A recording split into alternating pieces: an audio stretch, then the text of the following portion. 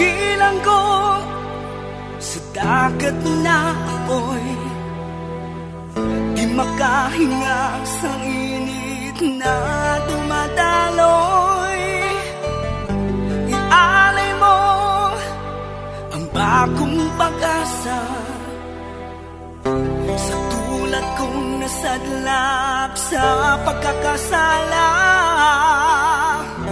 Provincial Jail, kasaysayan sa mga tinugang ang inakabuhi, naging bahin sang Provincial Jail. Sa diin ang apat kapamusod sang pader, naging lulubngan sang ilang mga handom kag mga kalipay, nga naging saksi man sang ilang mga pag-antos, kag kabudlay kag paghinulsol. Litong-lito sa nakakabinging ingay, di makatawid sa malawak na lakusan. Ialay mo ang bagong pag-asa sa tulad kong nasadlak sa pagkakasala. Provincial Jail, makigupod kita sa ila pagpanarambiton, kag makigbahin kita sa ila kalipay, kag pag-antos, nga ilaman na agong sa Provincial Jail.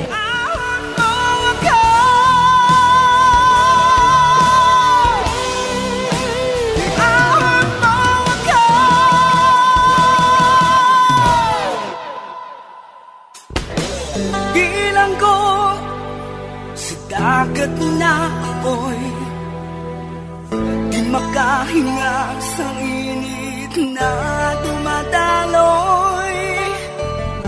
Ialay mo ang bagong pag-asa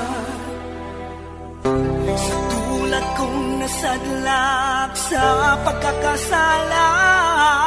Sa liwat may adlaw sa inyong mga palangga namong nga tagparamati, sa karon nga adlaw padayunon naton ang kasugpon sang sulat nga ginatagan naton sang kabuhi diri sa aton panatuntunan, Provincial Jail. Ihawak mo ako sa nagliliyap na apoy, na aking matikman ang tamis ng sandali.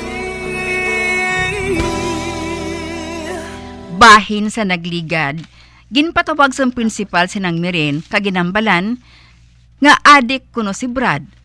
Apang hindi magpati si Choy Daniel, kadagsiling siya nga isaylo sa ibang eskwelahan, kaamula ang pagpati sini kuno mo man gihapon ang ginabuhat sang apo. Samtang isa ka adlaw sina, nakibot na ako sa nakita ko ang kuring niya nga ginlansang sa krus, kaginsugod ko ini kinang Mirin. Diri sini nga bahin mapadayon ang akon pagsaysay diri sa Provincial Jail.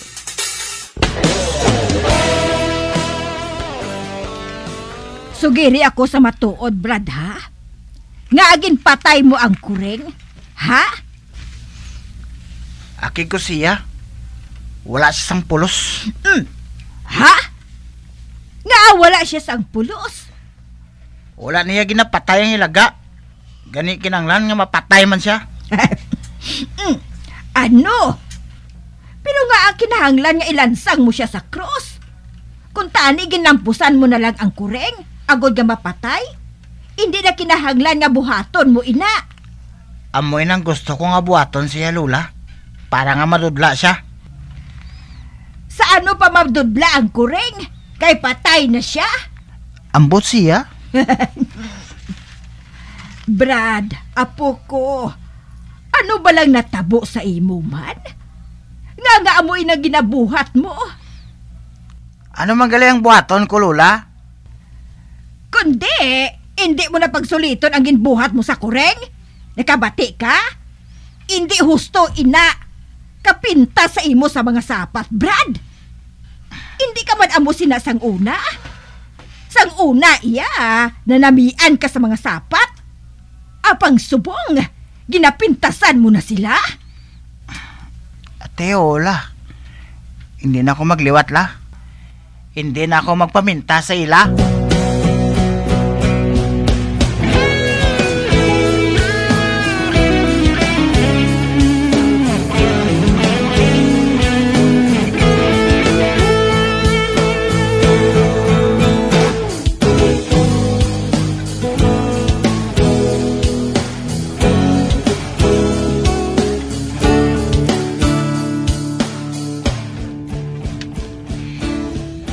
Miren, sa banta ko, may mga amigo si Brad nga adik. Ha? Oo, nang. Binagatudlo sa iya, agad mangin adik. Kay ti, hindi man siya pareho sang una siling mo? Oo man. Apang, sino man abi ang nagatudlo sa iya sinayaman? Magpamangkot ka sa mga classmate niya nang Ay, huon ho? Husto ka si Lina. Mamangkot ako sa iya mga classmate.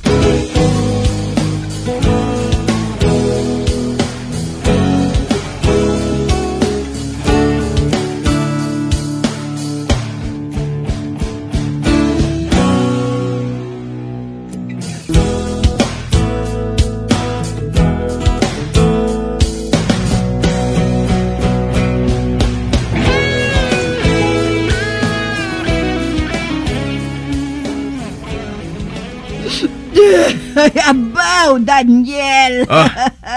Nga nagahibi ka si Lina? Daniel, hindi na ako makahibalo kung anong buhaton ko sa kay Brad. Nga man. Ano si Brad?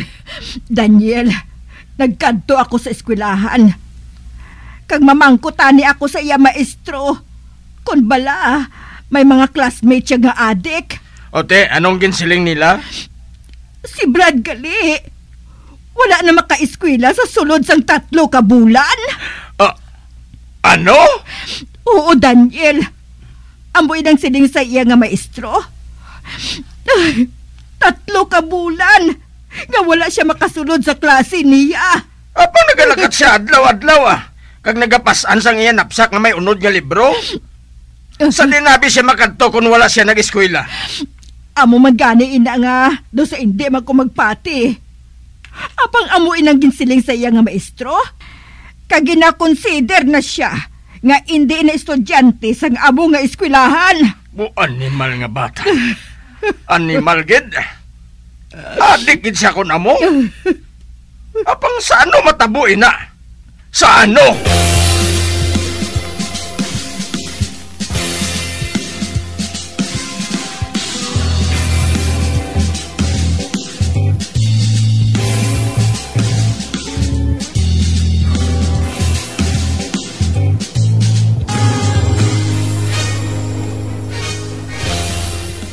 Magsugid ka sa matuod, Brad.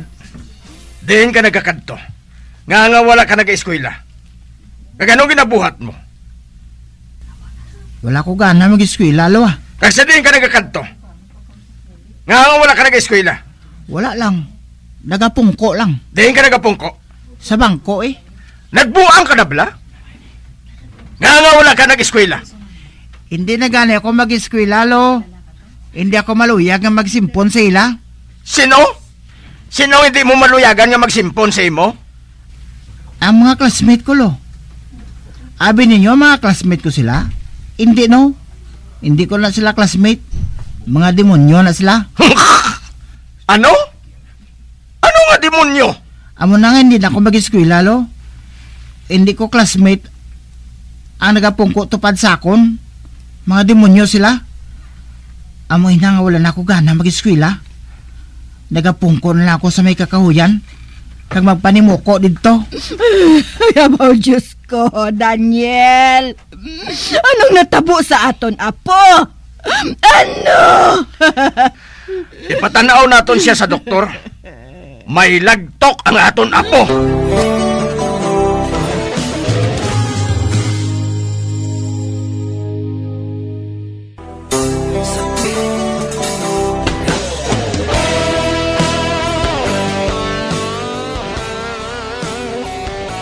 Nagahilibiyo naging sugiran na ng Mirin sinong Daniel.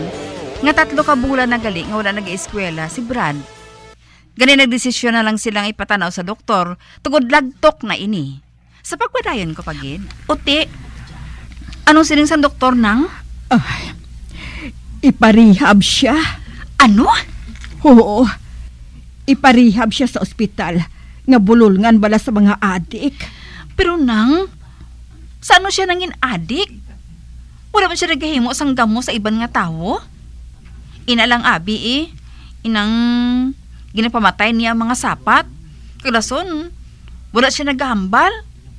Kag kung makapungko siya, wala siya hulag-hulag. Kag dugay siya magtindog.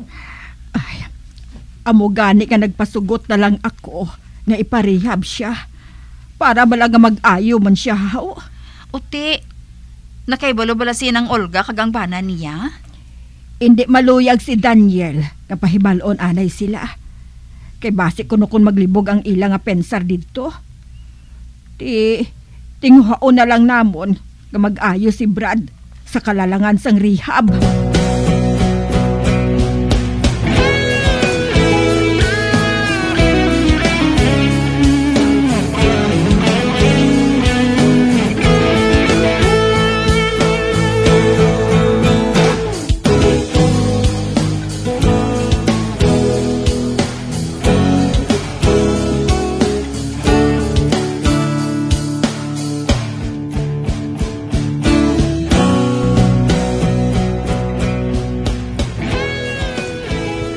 Nasapuan na sa mga pulis ang hideout sa mga estudyante nga mga adik mirin. Matuod? Ano nga hideout? May isa ka abandonado nga building nga ginatabuan sa mga estudyante nga mga adik. Dito sila nagasyabo. Kag nagaplano sang buta nga makapalain kag makahalit sa iban. Apang nga ang mga estudyanteng ila ginahimo nga adik man? Di wala sang may magduha-duha nga adik sila mo. Kiti may mga dala sila nga libro kag kung ano pa nga kinahanglanon sa eskwelahan. Amo na nga wala kita makaibalo nga si Brad. Miyembro na sang amo nga grupo. Kiti naga-eskwela man siya adlaw-adlaw mo. Apang lain nga eskwelahan gali. Dito sa ila hideout. Nasapuan nga may ginahimo sila nga bomba. Ano? Ay, abo, Diyos ko. Bomba? Bomba lagi, Daniel? Oo. Amo inang nasapuan dito sang mag-raid ang mga pulis. Amo na nga nadakpan ang mga estudyante. Kag maayo lang kay wala matabuan si Brad sang matabo ato.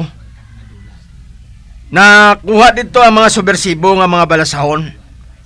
Ang ila leader, nakilala nga si Javier Sulaiman alias Busing. Apang wala siya madakpan. Nakapalagyo siya. Gasta subong ginapangita siya. Ay, abaw, Diyos ko. Nga nakasulod si Brad sa amo sina nga miyembro sa mga bata.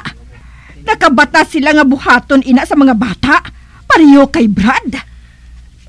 Silang maayo nga target para sa subversibo nga bulhaton eh. Mahapos sila nga madala kag mapapati sa sala nga ideolohiya.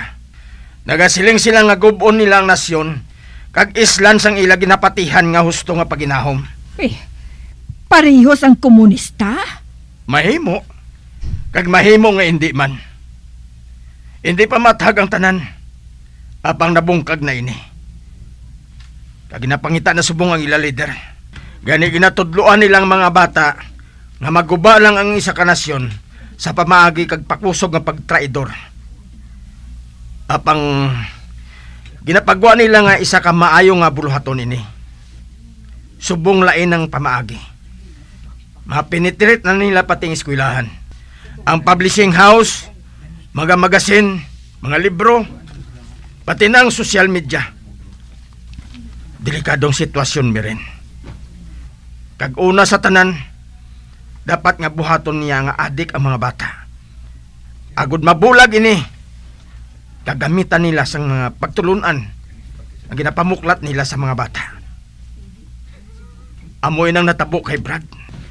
Kag maayo lang, kay wala pagid magtudok sa utok ni Brad ang gintudlo sa ila. May tsansa pa nga makabalik sa mga pagtuon naton nga gintudlo naton sa una sa iya. Oh, Diyos ko. Amo galiin ang rason. Kung nga nagasubong sina si Brad. Tingwaw naton nga mag-ayos siya. Iparihab naton siya. Sikreto lang ang nakuha kong info sa mga pulis mi rin. Gani, hindi kagid magpanugid bisan kay sino, ha? Apang ano ang ginabuhat nila, Daniel? Ano ang ginabuhat sa mga pulis? Ginabuhat sa mga pulis ang ila katungdanan. Kag kita, wala kita sang dapat nga buhaton. Kundi mapaayos si Brad. Kinahanglan maayos siya sa rehab. Kag magbalik sa iya husto nga kaisipan. Amoy na nga aton buhaton mi rin. Kinahanglan magbalik si Brad sa husto nga banas.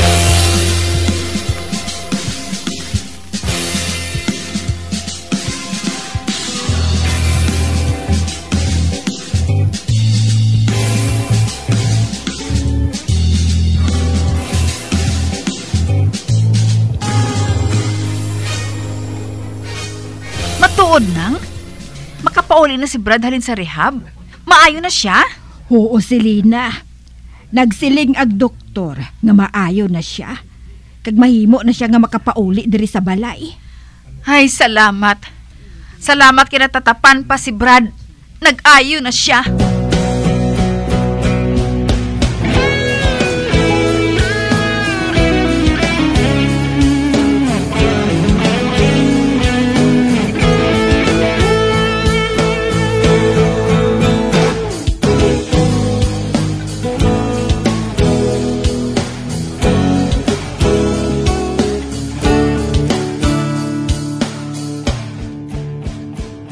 Kamusta na ng Selena? Maayo gid tuto, Brad eh. Maayo gid. Ay, may ginluto ako nga paborito mo. Ginprituhan ko ikaw sang saging. Gusto mo ba lang nga magkaon? Oo nagutom na ko mo. Sige madali lang ha. Kaya handa akong pagkaon. Salamat. Salamat kinaumpawa na si Brad. Hindi na siya addict.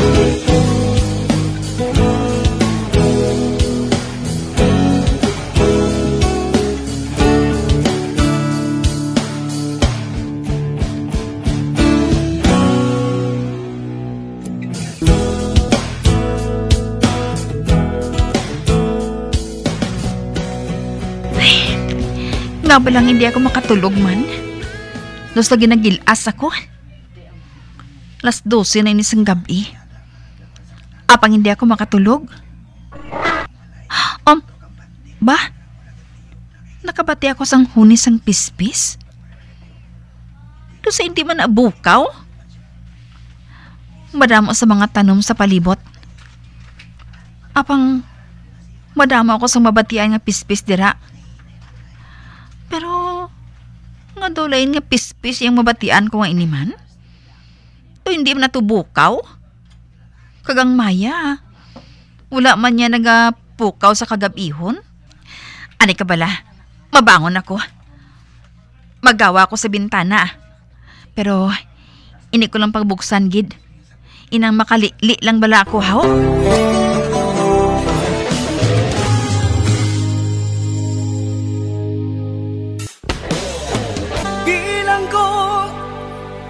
Dagat na apoy, di makahinga sa init na dumadaloy. Ialay mo ang bagong pag-asa sa tulad kong nasadlak sa pagkakasala. Magambyan sundagin ninyo sa pagpamati ang mga kasugpon sang sulat nga aton man ginatagan sang kabuhi diri sa atong platuntunan, Provincial Jail. Kag kami diri sa gihapon wala gid nagakalipat sa pagpangagda sa inyo. Gakun kamo man may kasaysayan, ipadala lang diri sa atong platuntunan, Provincial Jail, DYWB, Bombo Radio, Bandalagan, Siyudad sang Bacolod. Sa direksyon ni Melvin Gatuslao.